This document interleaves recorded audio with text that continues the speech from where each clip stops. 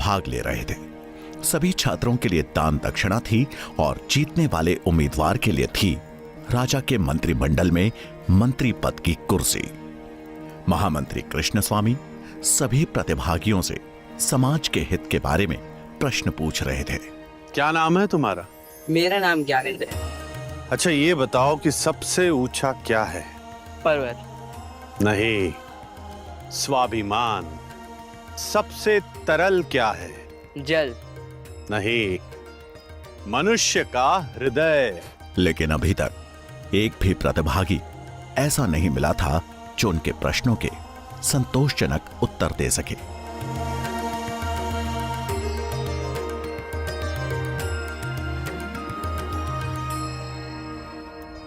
अपना परिचय दो। मैं चाणक्य पुत्र चाणक्य इस सम्मेलन में अपने महान विद्यालय तक्षशिला का प्रतिनिधि बनकर आया हूँ। मेरे शब्दों से तक्षशिला का सम्मान बढ़े, यही मेरी इच्छा है और लक्ष्य भी। अब मैं कुछ प्रश्न आपसे भी पूछूंगा। ये बताओ कि सबसे बड़ा शत्रु कौन है? अहंकार। अहंकार से बड़ा कोई और शत्रु नहीं। अच्छा, ये बताओ कि सबसे बड़ा धन क्या है? विद्या। विद्या ही सबसे बड़ा और अनमोल धन है।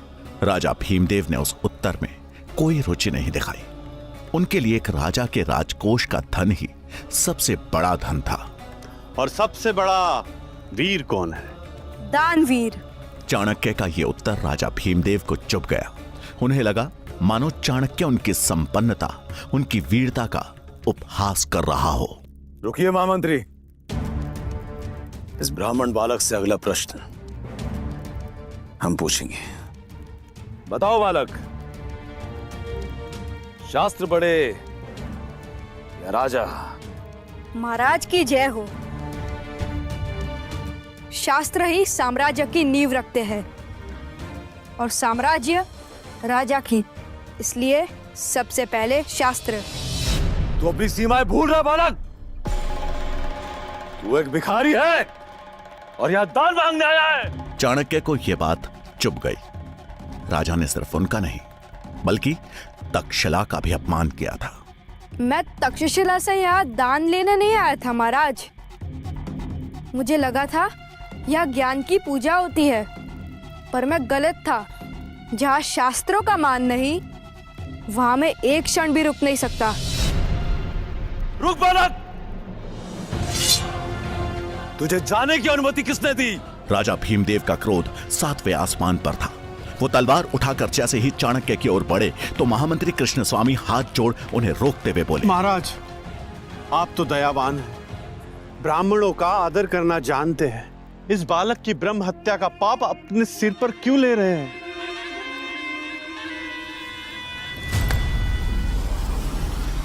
और एक बात गांठ बांध लो, अगर यही आचरण रहा तो जिस शिखा का तुम दम भर रहे हो ना, एक दिन ना तो वो रहेगी और ना ही उस शिखा को धारण करने वाला शीश।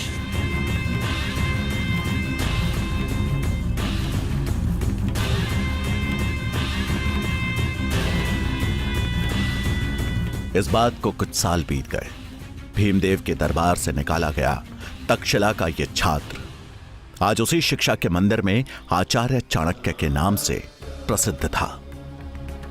बुद्धिमान व्यक्ति अपनी बुद्धि, विवेक और चतुराई से किसी भी युद्ध में विजय प्राप्त कर सकता है। शत्रु चाहे जितना भी शक्तिशाली क्यों ना हो, साहस, संयम और बुद्धि से जीवन में किसी भी युद्ध पे विजय प्राप्ति की जा सकती है।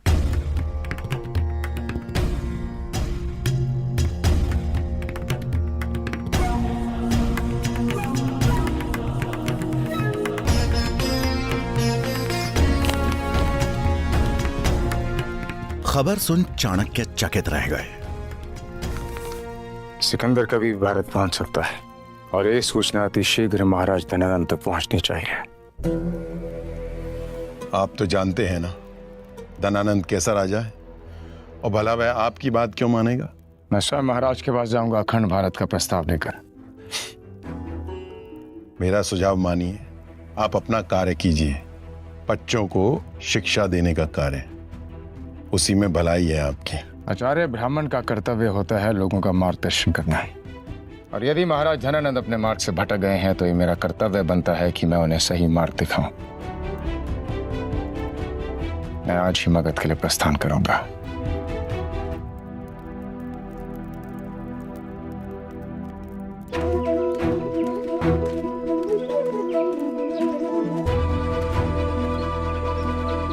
चाणक्य तक्षशिला से मगध के लिए निकल पड़े और 5 दिन का लंबा सफर तय कर पहुंच गए मगध की राजधानी पाटलिपुत्र।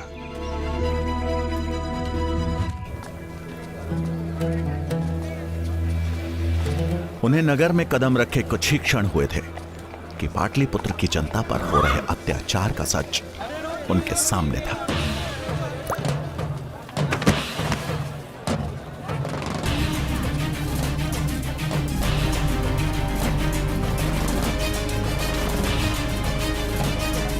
नगर के चौराहे पर कुछ सैनिक फांसी के फंदे से लटकते मृत शवों को नीचे उतार रहे थे।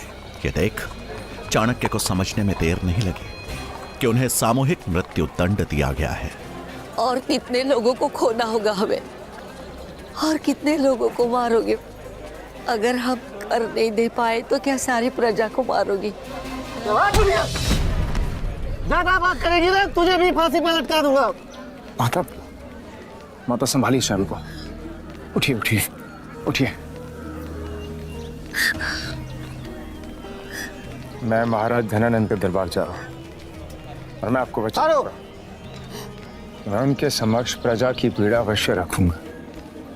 तुमने इतना कह दिया वही मेरे लिए बहुत है, पर वचन मत देना। तुम्हारे अंदर बहुत करुणा है बेटा, पर तुम जिसके पास जा रहे हो उसका लहू अब पानी बन चुका है। अपने अनुभव से कह रही हूँ तुम्हें देने के लिए मेरे पास अगर कुछ है सिर्फ आशीर्वाद है।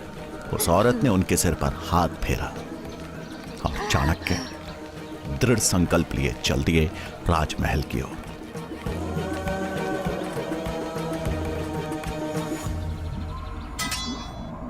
आप कौन हैं? मैं तक्षशिला का आचार्य चाणक्य हूँ। एक महत्वपूर्ण कारण हेतु मेरा महाराज धनानंद से मिलना अत्यंत आवश्यक है। महाराज अभी व्यस्त हैं, आप यहाँ प्रतीक्षा करिए, मैं अभी महाराज को संदेश भिजवाता हूँ।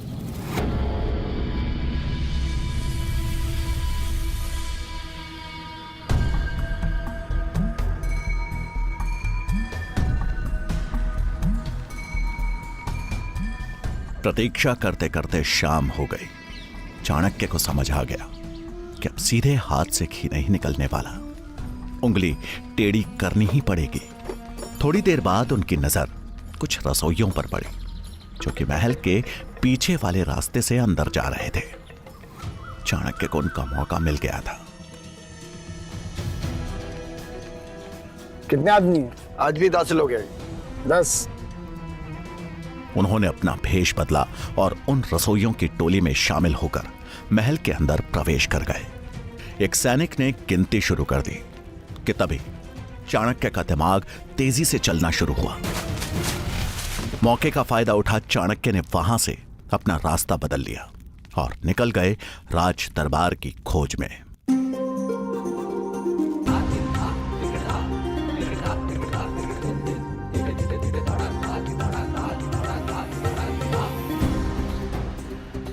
वो एक जगह रुक वापस अपने भेष में आए और कुछ ही देर में वो राज दरबार के अंदर थे। लेकिन ये क्या, राज दरबार में कोई राजसभा नहीं बल्कि सुंदरियों का नृत्य चल रहा था।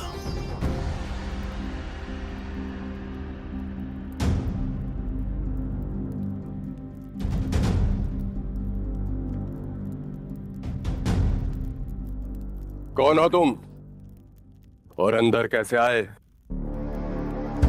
प्रणाम महाराज, मैं तक्षशिला का आचार्य चाणक्य। प्रणाम आचार्य। और ऐसी क्या वजह रही कि आप बिना आग के अंदर आ गए? अब जब अंदर आने का साहस दिखा ही दिया है, तो बताइए क्या कार्य है? महाराज गांधार के राजा अंबी ने मैसेडोनिया के सम्राट सिकंदर के समक्ष आत्मसमर्पण कर दिया। अब सिकंदर कभी भी भारत पहुंच सकता है। हमें देश की रक्षा करनी होगी और उसके लिए हमें अखंड भारत का निर्माण करना होगा। और यही प्रस्ताव लेकर मैं आपके समक्ष आया।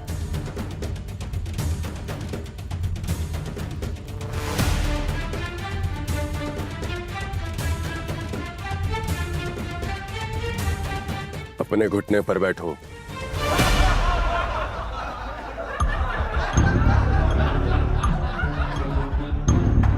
सुना नहीं? अपने घुटने पर बैठो। चाणक्य ने इस अपमान को सह लिया, क्योंकि उस समय उनके मन में सिर्फ और सिर्फ प्रजा और देश की चिंता थी। कुछ बोलने से पहले ये याद रखना कि यही तेरी औकात है। महाराज, बहुत हुआ चाणक्य। 2 कौड़ी के शिक्षक हो तुम, अब तुम मुझे बताओगे कि राज्य कैसे चलाना है।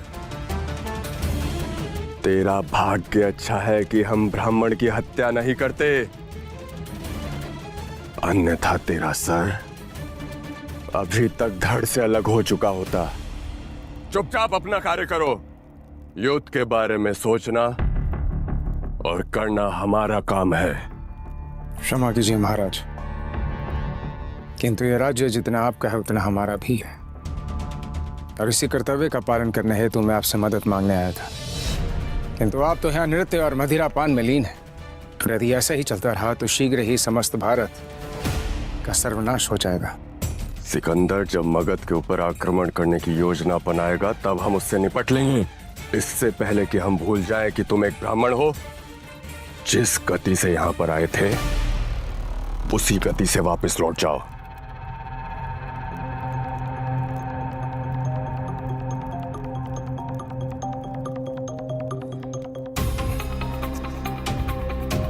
मैं तो चला जाऊंगा महाराज, किंतु एक राजा का कर्तव्य होता है निर्बल की रक्षा करना, ना कि उस पर अत्याचार करना। और मगध की स्थिति देखकर मुझे आभास हो गया है कि शीघ्र ही आप समस्त भारत सिकंदर को भेंट स्वरूप दे देंगे। ये सुनते ही धनानंद का पारा आसमान चढ़ गया और उसने चाणक्य को जोर से लात मार के नीचे गिरा दिया। बहुत बोल लिया ब्राह्मण, इसका दंड तुझे अवश्य मिलेगा। एक ब्राह्मण का मान सम्मान उसकी चोटी होती है ना। सैनिकों, इस दरिद्र ब्राह्मण को उसकी चोटी से पकड़कर घसीट के बाहर ले जाओ।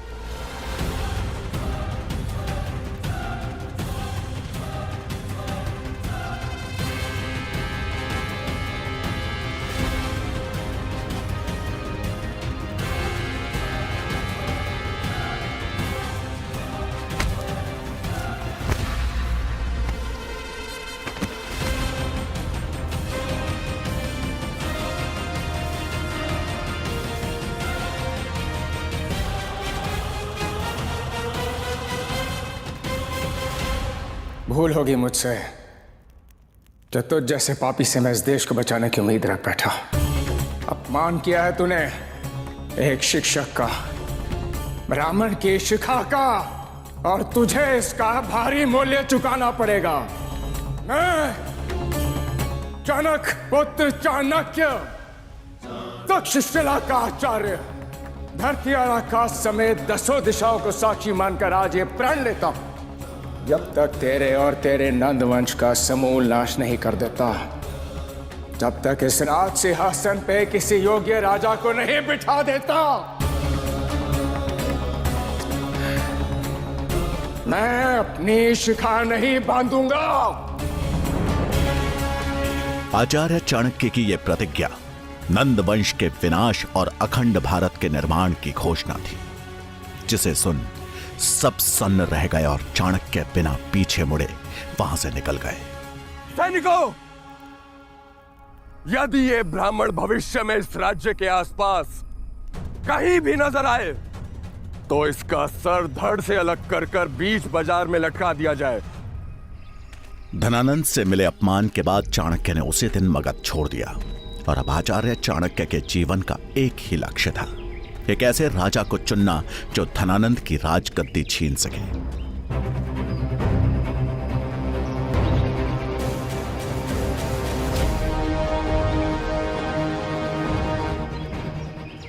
जंगल से गुजरते समय चाणक्य को एक 14 साल का बच्चा देखा।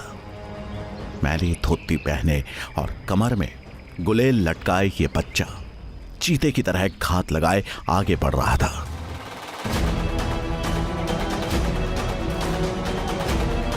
कुछ दूर पीछे चलने के बाद चाणक्य ने देखा कि वो बालक जिन 2 लोगों का पीछा कर रहा है वो भी एक अकेले जा रहे यात्री का पीछा कर रहे हैं।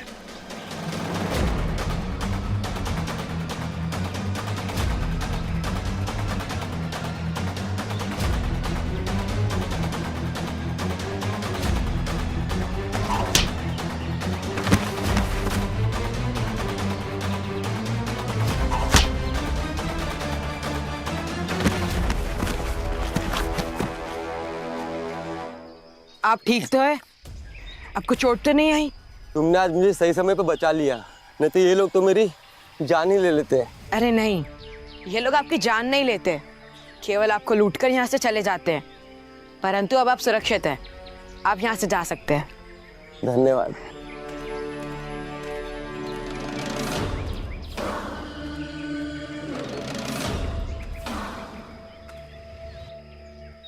बालक, ये क्या किया तुमने? क्यों लिए इनके प्राण?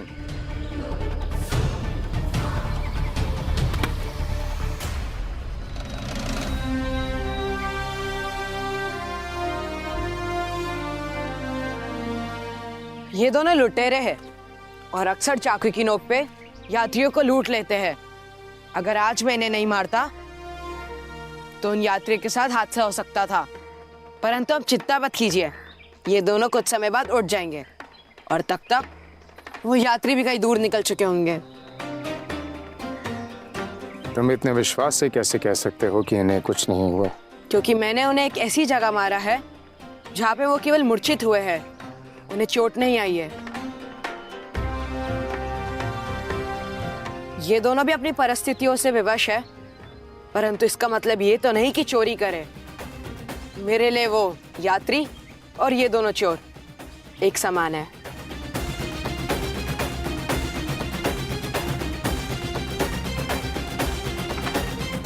नाम क्या है तुम्हारा? चंद्रगुप्त।